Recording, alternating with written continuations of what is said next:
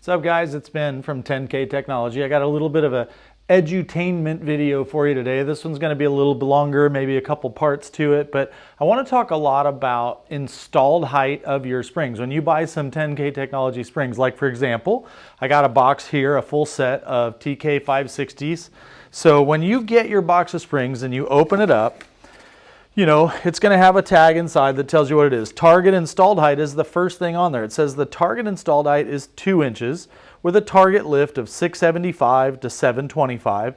Recommend installing 60 to 90 thousandths from coil bind at max lift. So what does all that mean? When you buy valve springs from any manufacturer, they're going to give you some numbers for things like what your installed height needs to be.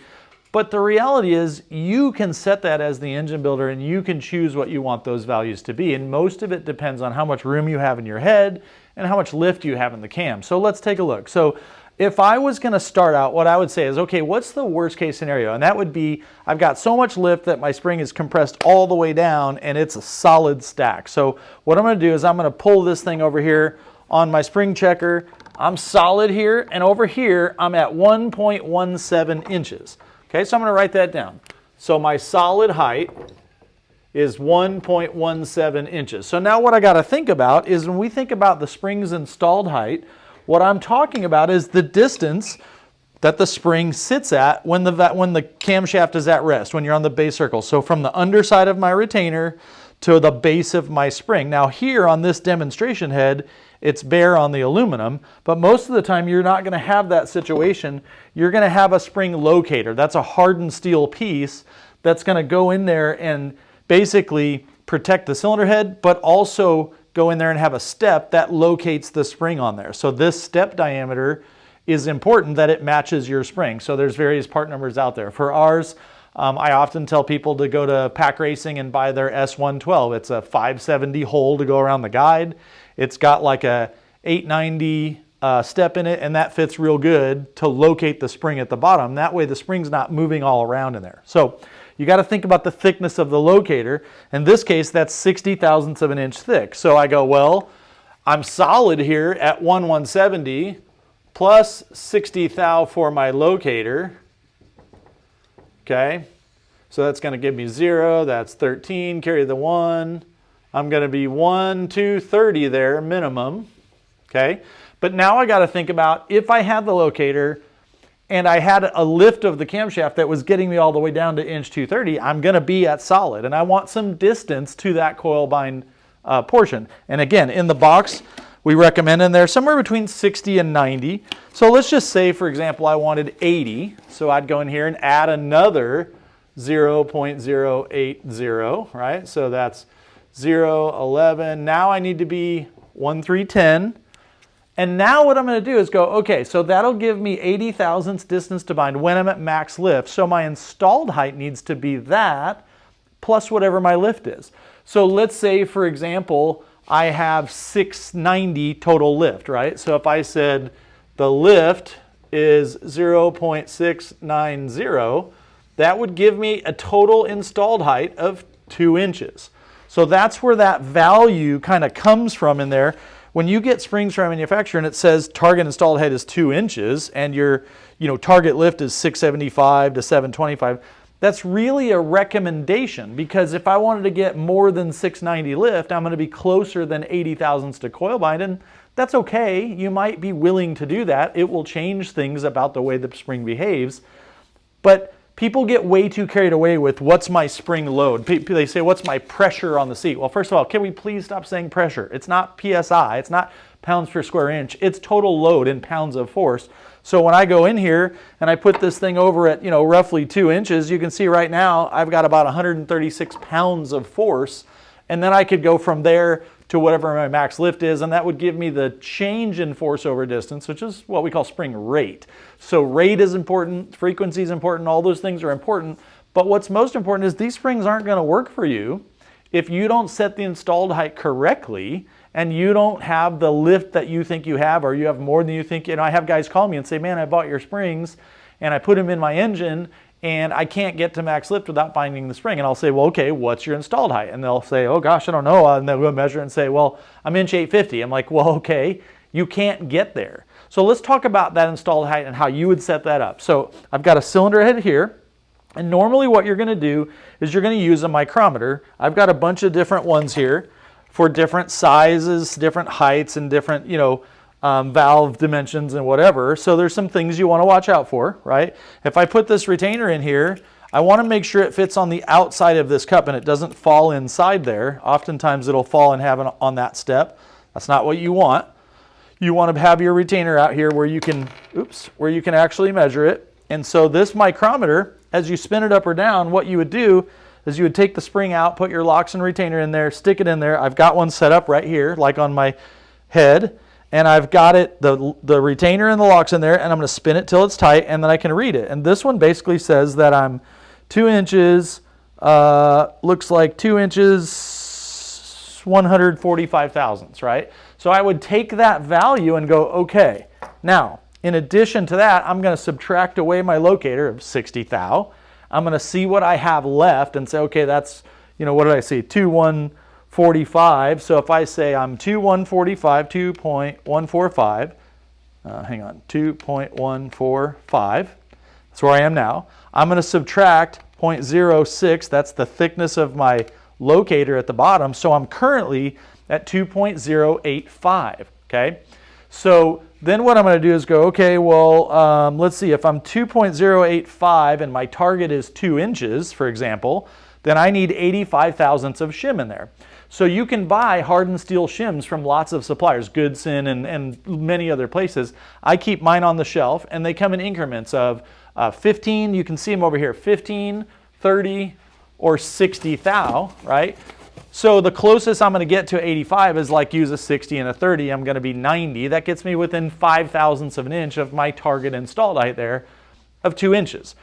But regardless of any of that, you have to know what your installed height distance is and then work out what my cam lift is going to give me, what my distance to coil bind is going to be, and set those adjustments. The distance to coil bind is kind of the most important part, way more than people call me all the time and say, what seat pressure should I have? I'm like, it's not seat pressure, it's load, but I care less about the amount of load you have than the dynamic behavior that's created of the spring when you set that distance at full lift to coil bind. Because what we're looking at here, if you come over here and look, if I get down here, the closer I get to being a solid stack, the more of these coils stack up and they get solid down here progressively at the bottom. So the closer you get to that solid stack, the more the spring's behavior changes, especially here where we're talking about a conical or a progressive spring and not just a cylindrical straight spring. So make sure you know how to set and adjust your installed height for your springs.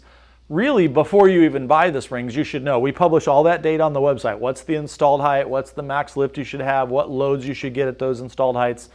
And you're welcome to play around with those and tune it. If you want to be inch 980 or you want to be 2010 or whatever, if that gives you the distance to coil bind that you want at max lift, that's what you're looking for. Now, let's talk about the retainer a little bit. I've got a few different ones here, and the combination of the locks and the retainer that you choose to use will make a big difference in what you get for a setup in your system, okay? So what I have here is like a stock LS3 style. I've got a Pack Racing R311, and I've got one of our prototype 10K Skunkwork ones. These are not available to the public just yet. We're doing our R&D on them, but they're really cool. Titanium 6AL4V, super, super light. They're about 5.5 grams as compared to 10.4 grams on the Pack one, and about 11.3 to 11.5 on the stock one. So these are super strong, super light. That's not my point. I'm not trying to sell those. But what I want you to understand is the way the retainer works is it has a cone that's machined into it, and that cone has both an angle where the locks sit. So if I take my little locks here, I'll show you. So we could take one of these retainers and we'll slide it down over.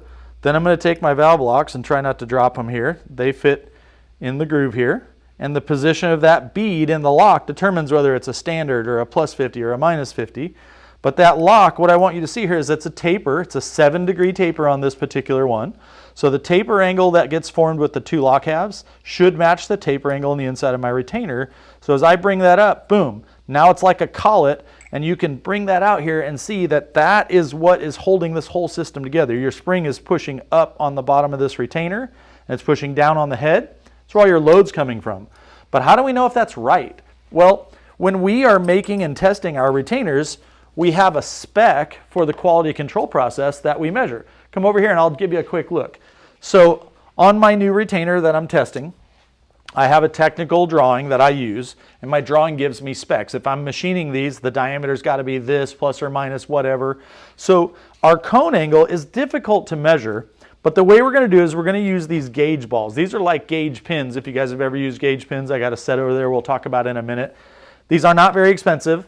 Now, you're not typically going to have access to this level of information when you buy somebody's retainer, but you can still do some of these tests to get an idea of how consistent they are. But for example, on my spec here, it uses two different balls. It uses a 13/32 gauge ball, which is 4063. And what you would do is you would take that 13/32 ball, you would drop it in the retainer, and then you would measure the distance from the underside of the retainer down to that ball. Now, the way I do it is I use this gauge ring here, this ground precision ground ring, and I set it on there. And now I can put it on my granite surface plate. I made myself a little tool here that's a machined flat surface here. So I can come down and now I can zero on the same spot. Oops, let me get over here. And I'll zero that. And so now I can come in here and I can touch off on my ball. Okay? And I can see here that that value is 31.5 thousandths of an inch for that ball. If I come over here on my paper, what you see is my tolerance is 0.31 plus or minus 1,000. So I'm within tolerance there. But now I need to check it at a different spot to see if the angle is correct. So I'm going to use a different ball there. I'm going to take this back out, come over here. I'm going to use a 1532 ball according to my page here, and it should be 319 plus or minus 1. So I'm going to come over here and I'm 319.5. So now I know two things. I know that both the angle is correct and the diameter of that angle. I could be on the right angle and the diameter could be too small or too big, and that will have a dramatic effect on the installed height that I get from my retainer. So for example, I could check a bunch of these and you might find that both of the balls are too low by a certain amount. And what that would tell me is that the angle is correct. If both of the balls are too low by the same amount, then my angle is correct, but the diameter is too big. If both of the balls are wrong and they're wrong by different amounts, then I know that the angle is not correct. And when I put my wedge locks in there, they're not going to meet the correct angle to really mate together. And that's going to be a problem. So we spend a lot of time making sure that our retainers are perfect, and they'll give you guys, when you get them in your hands, exactly what you want. But again, you may not have the ability to have that information. So something that you can do is when you buy new retainers is measure them using gauge pins. If you don't have gauge balls, which are great, but to use these you need the balls, a granite surface plate, a height mic with a special foot. You might not have that. So come over here and let's take a look. What you can do is you can buy sets of pins that are precision ground. And often I tell my students, get yourself a set of gauge pins, and then you're going to have a number. So for me, I happen to know from my drawing that this thing's going to be somewhere around 400 thousandths of an inch plus or minus 5. So I come over here to my gauge pins, and each one of these is 1,000th of an inch different. So that 400 goes in. My 401 doesn't really go in. For now, all you care about is what number did it take to fit that in there. When you're building your engine, write all those numbers down, and what will happen over time as the retainer wears at the bottom and you try to suck that lock down through the retainer, it starts wedging open the bottom of the retainer. That's where the wear comes. So you can go after a race or after a season or after however long you want, you can come back in here and remeasure, and what you'll find is if the retainer gets worn, you'll be able to put a bigger pin through there. So my rule of thumb on a titanium retainer is 3/1000ths of an inch. If you can put a 3 thou bigger pin in there than you used to be able to, you have too much wear and it's time to replace that retainer. So hopefully that gave you a little bit better understanding of how retainers work and what installed height is and why it matters and distance to coil bind. But when you buy your 10K products, whether it's valve springs, retainers, or whatever else you get, just know that we're doing a lot of work behind the scenes to make sure they're perfect and they're going to work for you. So let me know what you thought about that in the comments, and buy some more stuff from us. You're going to love it.